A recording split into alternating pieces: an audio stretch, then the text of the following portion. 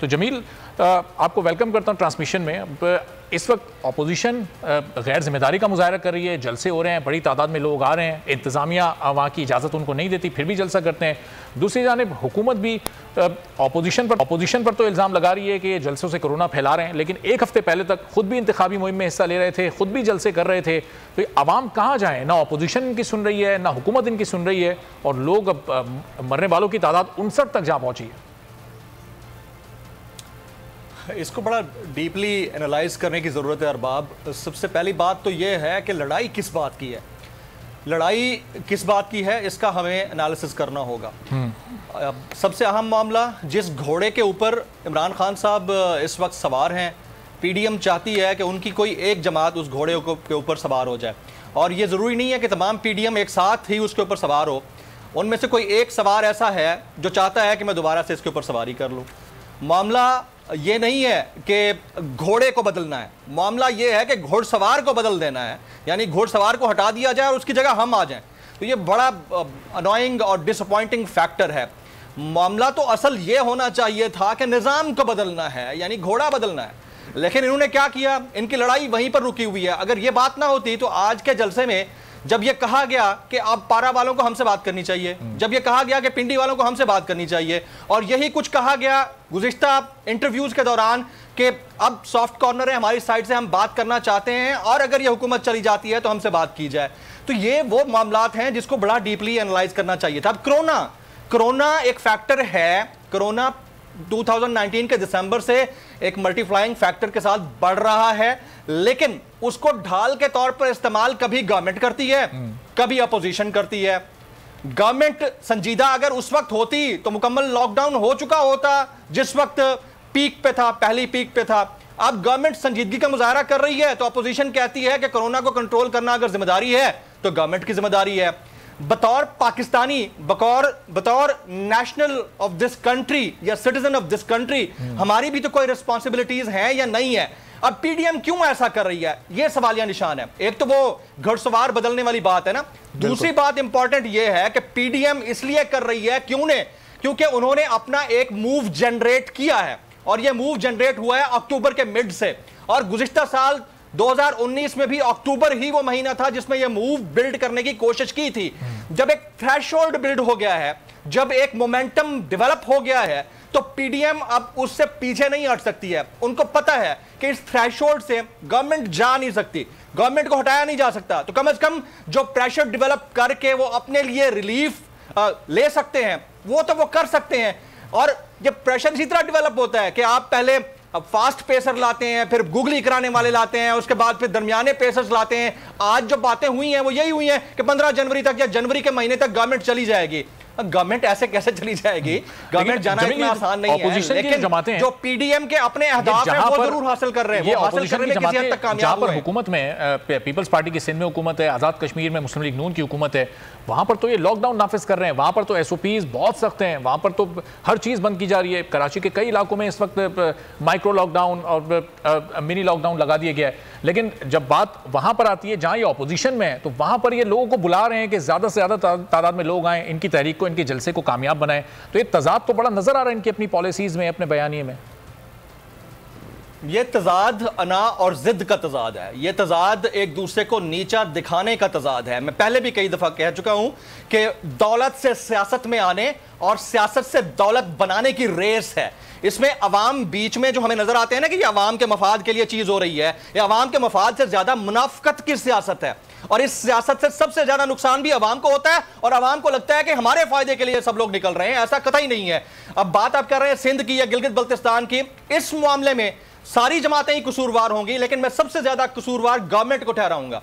यानी अगर गवर्नमेंट ये एक्सपेक्ट करती है कि अपोजिशन जलसे ना करे, गवर्नमेंट एक्सपेक्ट करती है कि अपोजिशन गैदरिंग्स ना करे, तो गवर्नमेंट को इस चीज के ऊपर अमल खुद से ही वॉलंटरली आज से तकरीबन 3 महीने पहले से शुरू कर देना चाहिए था। आज अगर वो ये करते हुए नजर आते तो मेरा ख्याल में अपोजिशन के पास कोई जवाब ना होता। आज फिरदौस आशिक अवान साहिबा रैली निकाल के चल पड़ती हैं। आज से 3 दिन पहले फैसलाबाद में एक एक्टिविटी हुई प्राइम मिनिस्टर की जानिब से, उससे पहले स्वात में हुई। तो प्राइम मिनिस्टर पाकिस्तान एक तरफ कहते हैं कि मास्क वेयर करें, सैनिटाइजर्स यूज करें, पुरहुजूम जगहों पे ना जाएं, और दूसरी जनाब पीडीएम से वो एक्सपेक्ट करते हैं कि पीडीएम ये सारे जलसे छोड़ दे। तो मामला सिर्फ ये है कि अगर कोई चीज गवर्नमेंट के लिए हलाल है तो वो ये समझें कि ये अपोजिशन के लिए भी हलाल है, और अगर गवर्नमेंट अपने ऊपर हराम समझती है तो अपोजिशन के लिए भी हराम तस्वर की जाए। ऐसा नहीं है कि आप जो कर रहे हैं वो तो ठीक है, लेकिन जो अपोजिशन कर रही है वो गलत है, और अपोजिशन भी जो कर रही है वो उनके बेनिफिट साफ नजर आते हैं। नजर आता है कि ये सियासत सिर्फ पावर कॉरिडोर्स में आने की सियासत है, ये सिर्फ घर सवार बदलने की सियासत है। इस सियासत से पब्लिक का कोई लेना देना नहीं है। आप मुझे किसी जलसे में यह बात बता दें कि की गई हो कि चीनी की कीमत क्यों बढ़ गई, कहीं यह कहा गया हो कि टमाटर की कीमत क्यों बढ़ गई, कहीं कहा गया हो कि मेडिसिन की जो कीमतें हैं वो क्यों बढ़ गई हैं, कहीं कहा गया हो कि मास्क अवेलेबल नहीं है, अगर लोग मास्क नहीं पहनेंगे तो उसका नुकसान होगा। और सिर्फ पब्लिक की बात नहीं है, आप स्टेज पे चले जाएं, स्टेज पे आपको नजर आ जाएगा कि कितने सियासतदान हैं जिन्होंने मास्क वेयर किए हुए थे, कितने थे जो एसओपीज को फॉलो कर रहे थे। और ये सिर्फ अपोजिशन की बात नहीं है, हुकूमती जलसों के अंदर चले जाएं, वहां आपको नजर आ जाएगा कि हुकूमत के ओहदेदारान ने क्या क्या एसओपीज को फॉलो किया हुआ है। तो ये ब्लेम गेम की सियासत है। 2 साल से वक्त गुजारी का काम चल रहा है, और 2 साल में अगर जितने बयानात दागने के ऊपर जोर गवर्नमेंट ने भी दिया है और अपोजिशन ने भी दिया है, तो मेरे ख्याल में बहुत सारे काम हो सकते थे। मैं एक प्रोग्राम करता हूं ना, मैं एक प्रोग्राम करने के लिए रन डाउन डिजाइन करता हूं, पूरा हफ्ता काम करते हैं, आपको पता होता है कि आपने क्या और कैसे कहां जाके हैमर करना है। और अगर गवर्नमेंट पोजीशन लेकर ये डिसाइड नहीं कर पा रही कि उन्हें 2-2.5 साल में कहां कहां क्या करना था, और उनको हर जगह माफियाज नजर आते हैं, तो ऐसी गवर्नमेंट करने से बेहतर है खान साहब को गवर्नमेंट छोड़ देनी चाहिए। उनको हर वक्त ये लगता है कि उनके पास अक्सरियत नहीं है, तो वो लॉज कैसे बनाए, वो कवानीन कैसे इंप्लीमेंट करें। तो भाई छोड़ देना आप, फिर आप क्यों पब्लिक को ख्वार करना चाहते हैं? चलें, क्यों ख्वार करना चाहते हैं? कामरान बंगश साहब पख्तूनख्वा हुकूमत के तर्जुमान है, हमें ज्वाइन किया, मुशीर इत्तलात भी हैं। कामरान साहब बहुत शुक्रिया, आपने वक्त निकाला हमारी ट्रांसमिशन के लिए। अब आज जलसा हो गया, इससे पहले मानसेरा में भी जलसा हुआ था, परसों भी आपसे गुफ्तगू हो रही थी कामरान साहब के बड़ी तादाद में वहाँ पर लोग आए, एसओपीज़ की तो खिलाफ वर्जी हुई, लेकिन कई इंतजामिया ने कोई कार्रवाई नहीं की, मोबाइल सिग्नल इंटरनेट बंद कर दिया। उससे तो लोगों को ही अजियत होती है। जिन्होंने जलसा किया, जिन्होंने इंतजामिया के रेट को तोड़ा, उनके खिलाफ अब तक क्या कार्रवाई हुई? देखिए, सबसे पहले तो मैं शुक्रिया अदा करता हूँ खैबर पख्तूनख्वा के और बिलखुसूस पेशावर के लोगों का कि उन्होंने ये 11 जमाती चूचू का मुरब्बा जो था उनको मुकम्मल तौर पर रिजेक्ट किया। आज यकीनन पूरे सूबे से जो इन्होंने जितने लोग इकट्ठे किए, इनकी जो इंतज़ामिया है और इनके मुंतज़िमीन और क़यादत है, उनको भी इंतहाई अजीमत और अफसोस होगी, क्योंकि इतने लोग जो है इकट्ठे करना और इतने ज़्यादा शोर शराबा करना उसके बावजूद। लेकिन आपने एक बात बड़ी अच्छी की, और मैं अभी जो दूसरे बात कर रहे थे हमारे भाई, उनकी भी मैं बात यही सुन रहा था कि जमील साहब ने हमारे जमील फारूकी जी जमील फारूकी साहब, लीडरशिप को हमेशा एग्जाम्पल सेट करनी होती है। इनकी क़यादत ने इतनी गैर जिम्मेदाराना रवैया अपनाया, इतने ज़्यादा लोग स्टेज पर मौजूद थे। मैं ये कह सकता हूँ कि नीचे पंडाल से ज़्यादा लोग तो इनके स्टेज पर मौजूद थे। तो एनीवेज वो उन्होंने भी ना मास्क पहना था, ना सोशल डिस्टेंसिंग की थी, ना कोई और इंतजामात थे कोरोना के हवाले से। इतनी गैर जिम्मेदाराना और बचकाना हरकत की। अभी हम जो आपने सवाल पूछा है कि अब हम क्या करेंगे, तो यकीनन हम केसेस को एनालाइज करना शुरू कर दिया है।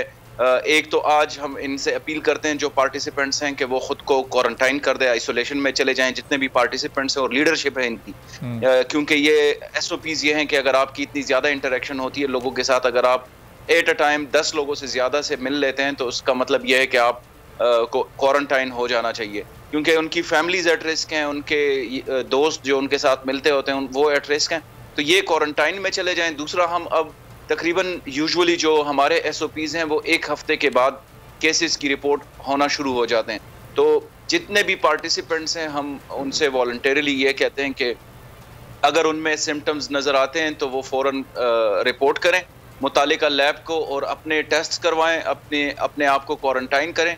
और इनसे हम स्टैटिस्टिक्स भी आगे शेयर करेंगे कि इस जलसे से कितना कोरोना फैला, उसके जो जलसे में पार्टिसिपेंट्स थे वो या उनकी जिनके साथ इंटरेक्शन हुई है। अमली प्रैक्टिकली तो इस पर कोई अमल नहीं होगा, ये कोई क्वारंटाइन तो नहीं होगा, क्योंकि अगले 2-3 रोज़ में अब बेगम शमीम अख्तर साहिबा जिनका इंतकाल हुआ लंदन में, उनका भी जनाजा होना है, उसमें भी हम देखेंगे बड़ी तादाद में लोग जमा होंगे और ये लीडरशिप वहाँ भी मौजूद होगी, तो इनमें से कोई क्वारंटाइन तो नहीं होगा। आपने इनको आज पूरा मौका दिया कि इतनी बड़ी तादाद में लोग यहाँ जमा हों, और अगर खुदा न खास्ता इससे कोरोना फैलता है, वो तो अपनी जगह पर जिम्मेदार हैं, लेकिन इंतज़ामिया और हुकूमत पर भी तो जिम्मेदारी है कि उसको अगर ये खदशा था कि ये केसेस बढ़ सकते हैं, तो फिर ये मौका क्यों दिया गया, आवाम की ज़िंदगियों से क्यों खेला गया, रिस्क क्यों लिया गया? देखें, अगर हम इनको मौका ना देते तो इनका फिर से रोना धोना पीटना शुरू हो जाता। इन्होंने हमें गारंटी दी थी कि ये SOPs को भी फॉलो करवाएंगे, ये मास्क भी प्रोवाइड करेंगे, हमें बाकायदा तौर पर इन्होंने इंटीमेट कर दिया था।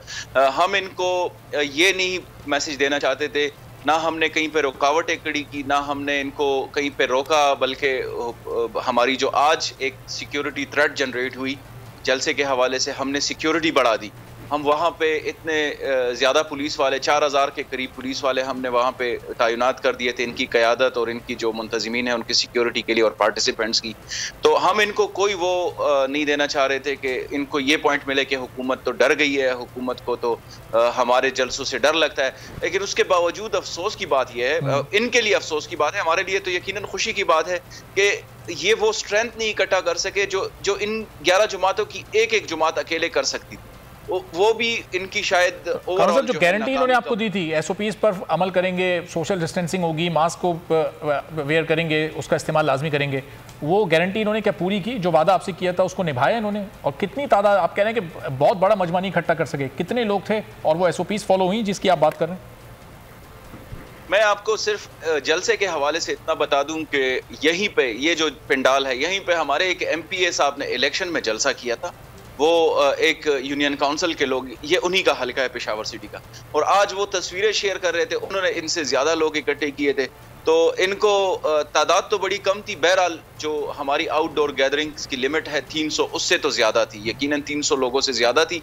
लेकिन उसके बावजूद जो है ये 11 जमातें जो है इनको ठीक ठाक एम्बैरेसमेंट हुई है। आज ये सुनने में भी आया कि इन्होंने एक दूसरे के ऊपर भी पॉइंट्स को सब्सक्राइब करें और बेल दबाएं ताकि कोई खबर रह न जाए।